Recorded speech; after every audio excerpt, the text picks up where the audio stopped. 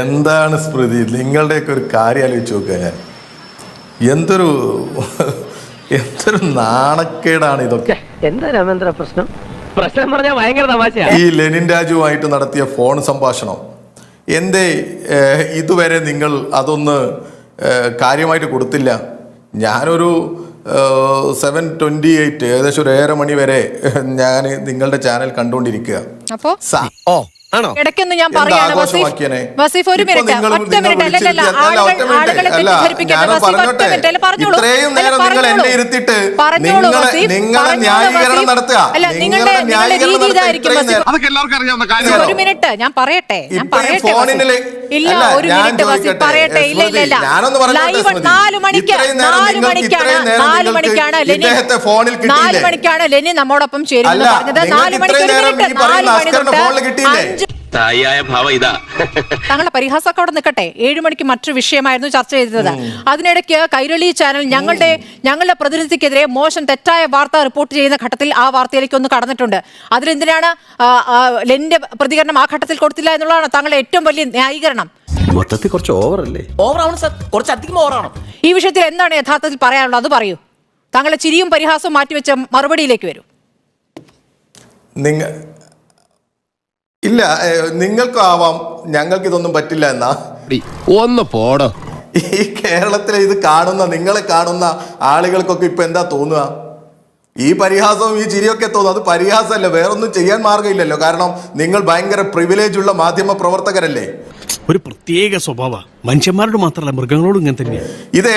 ഇതെങ്ങാനും CPM അല്ലെങ്കിൽ ഞങ്ങളുടെ ഏതെങ്കിലും ആളുകൾക്കെതിരെയാണ് ഈ ആക്ഷേപം വന്നിരുന്നെങ്കിൽ എന്തായിരുന്നു നിങ്ങൾ 4 മണി മുതൽ ഈ സമയം വരെ നിങ്ങൾ അതായിരിക്കില്ലേ കോൺസെൻട്രേറ്റ് ചെയ്യാ?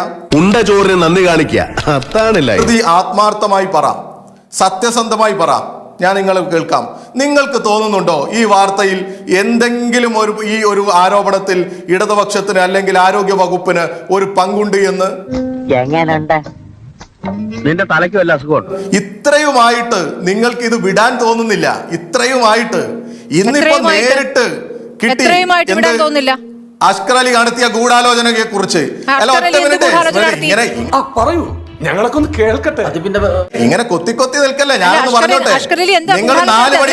നിങ്ങൾ 4 മണിക്ക് അഷ്കർ അലി ഗൂഢാലോചന നടത്തിയൊക്കെ പോലീസ് കണ്ടെത്തട്ടെ, അതൊക്കെ കണ്ടെത്തും. ഗൂഢാലോചന പുറത്തു കൊണ്ടുവരും. ഒറ്റ മിനിറ്റ്. സ്മൃതി, നിങ്ങൾ ഇങ്ങനെ അസ്വസ്ഥയാവല്ലേ? നോക്കൂ നിങ്ങള്. അഖിൽ മാത്യു എന്ന പേര് റിപ്പോർട്ടർ TV അല്ല പറഞ്ഞത്, പരാതിക്കാരനായ ഹരിദാസ് ആണ് പറഞ്ഞത്.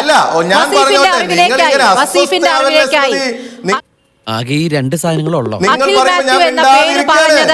അഖിൽ മാത്യു എന്ന പേര് പറഞ്ഞത് പരാതിക്കാരനായ ഹരിദാസ് ആണ്. ഹരിദാസിന്റെ മൊഴിയുടെ അടിസ്ഥാനത്തിലാണ് അഖിൽ സജീവിനെതിരെയും ലെനിനെതിരെയും കേസെടുത്തിരിക്കുന്നത്. പറയൂ, ഇനി പറയൂ. തെറ്റായ കാര്യങ്ങൾ പറഞ്ഞ് അങ്ങ് മുന്നേറാൻ പറ്റില്ലല്ലോ, ഇടയ്ക്ക് പറയേണ്ടി വരും. ഇതൊക്കെ നിങ്ങൾ ഒരു തവണ പറഞ്ഞതല്ലേ? നിങ്ങൾ ഇതൊക്കെ വാ തുറന്ന തെറിയുടെ പൂര. കൈരളി ചാനൽ ബ്രേക്ക് ചെയ്തപ്പോഴാണ് നിങ്ങൾക്ക് അദ്ദേഹത്തെ ഒന്ന് കാണിക്കാൻ തോന്നിയത്. ആ സമയത്ത് തന്നെ നിങ്ങൾ ഇത് കാണിച്ചിരുന്നെങ്കിൽ അല്പമെങ്കിലും നിങ്ങളിൽ എന്തെങ്കിലും ഒരു മാന്യതയുണ്ട് എന്ന് കാര്യമാണ് ഈ പറഞ്ഞുകൊണ്ടിരിക്കുന്നത്. ഞങ്ങൾക്ക് 6 മണിക്ക് റൗണ്ട് അപ്പ് ഉണ്ട്. 6 മണിക്ക് റൗണ്ട് അപ്പ് വാർത്തയിൽ തലക്കെട്ടാണ്. ആക്ഷേപത്തിൽ 1 മിനിറ്റ്. ഒരു 3 ഏത്തപ്പഴെടുത്ത് അവന്റെ ഉണ്ണാക്കി തിരികെ കയറ്റിക്കൊടു.